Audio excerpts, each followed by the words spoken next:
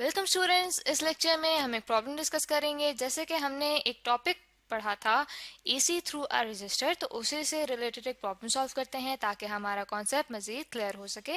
तो चलिए देखते हैं हमारे पास प्रॉब्लम क्या है। What is the peak value of an alternating current which produces 3 times the heat per second as a direct current of 2 ampere in a resistor are.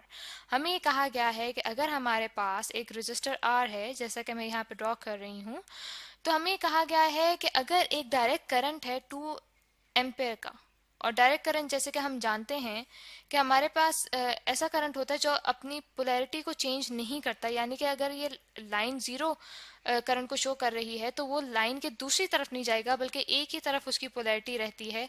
तो ये हमारे पास होता है डायरेक्ट करंट। ठीक है, डायरेक्ट करंट हमें कहा गया है कि अगर हमारे पास डायरेक्ट करंट है 2 एम्पेयर का, तो अगर ये हमारे पास पावर जनरेट करता है P, ठीक है, यानी कि यहाँ पे लिखा गया है कि which produces 3 times the heat पर सेकंड। हीट पर सेकंड यानी कि जो वो पावर जनरेट कर रहा है डीसी करंट।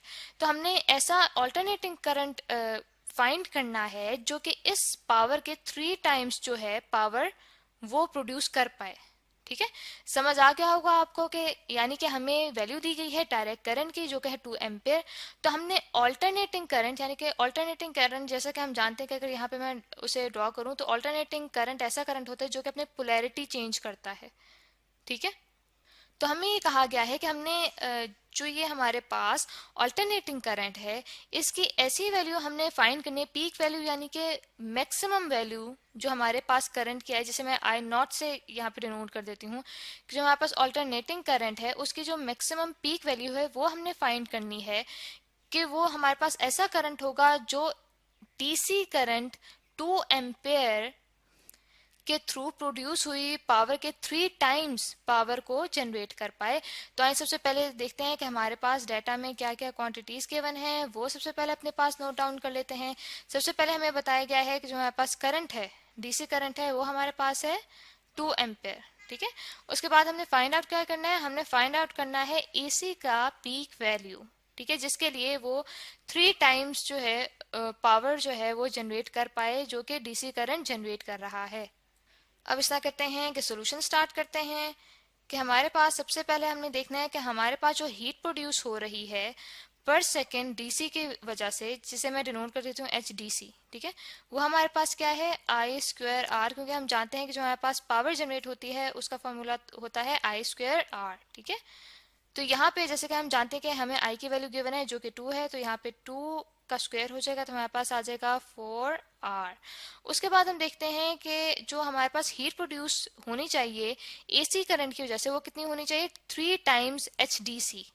ठीक है, तो हमारे पास यहाँ पे क्या हो जाएगा, वो हमारे पास आ जाएगा एच ए सी, यहाँ पे लिख लेते हैं। ठीक है, और वो हमें कहा गया है कि 3 टाइम्स होनी चाहिए एच डी सी के इक्वल। ठीक है, तो हमारे पास आ जाएगा 3 × 4r जो कि हमारे पास बन जाएगा 12r। तो अगर फॉर्मूले के लिहाज से देखें तो हमारे पास जो एच ए सी है, ठीक है, एच ए सी हमारे पास इक्वल होता है फॉर्मूले के लिहाज से I square R M S into R, जहाँ पे ये जो हमारे पास करंट की वैल्यू है ये रूट मीन स्क्वायर वैल्यू है करंट की। जैसे कि हम जानते हैं कि हमारे पास जो करंट है उसका जब हम ग्राफ देखते हैं तो हमारे पास इस ग्राफ में फॉर एग्जांपल जो हमारे पास मैक्सिमम वैल्यू आ रही है करंट की वो कहलाएगी पीक वैल्यू आई नॉट। इस तरह से रूट मीन स्क्वायर हमारे पास वो करंट होता है जो पीक वैल्यू ऑफ करंट को जब हम 0.7 से मल्टीप्लाई करें तो हमारे पास root mean square value of current आती है। ये वो करंट होता है जो कि हमारे पास उतनी पावर जनरेट करेगा जो कि एक डीसी जनरेट कर रहा हो। ठीक है, तो ये जो हमारे पास रूट मीन स्क्वायर करंट है ये उतनी इक्विवेलेंट पावर प्रोड्यूस करेगा जो कि एक डीसी करंट प्रोड्यूस कर रहा हो।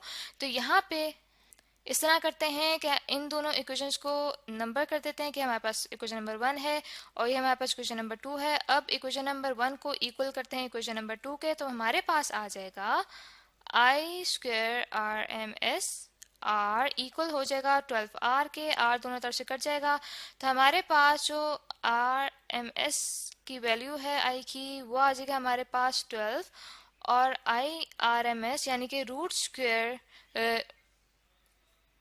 रूट मीन स्क्वायर करंट की वैल्यू जो हमारे पास आएगी वो आएगी √12 एम्पेयर।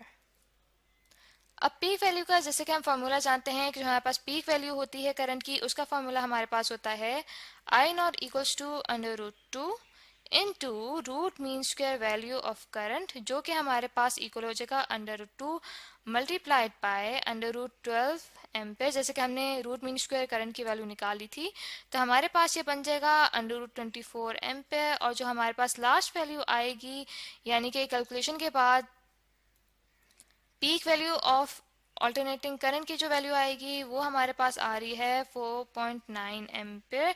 तो आई होप स्टूडेंट्स कि आपको ये प्रॉब्लम अच्छे से समझ आ गया होगा कि कैसे हमने पीक वैल्यू निकाली है ऑल्टरनेटिंग करंट की, जो कि उतनी पावर 3 टाइम्स जनरेट कर रही थी उस पावर के मुताबिक जो कि एक डीसी करंट जनरेट कर रहा था।